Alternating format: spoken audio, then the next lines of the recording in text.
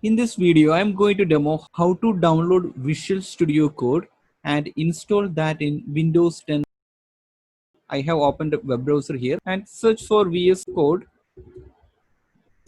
We can see code.visualstudio.com. Here we can see download Visual Studio Code. Click on that. So this is actually URL. If you want, you can type this URL directly. Here we can see different installers for different operating system. I'm going to download this 64-bit. Nowadays, most of the computers support 64-bit. If you have confusion to download which one, right click on this PC, properties. Here we can see system type. So it is a 64-bit. So in your case, 32-bit, download 32-bit. That's fine. I'm going to download this 64-bit installer.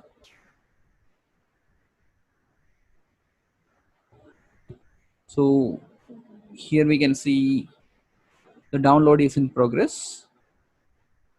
I'm pausing the video for some time. I will resume once download is complete.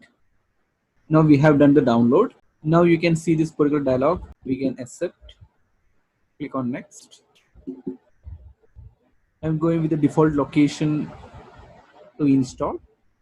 If you want to change, you can change it. Click on next. I'm going with default. Click install. This is our VS Code editor. Now we have done VS Code installation.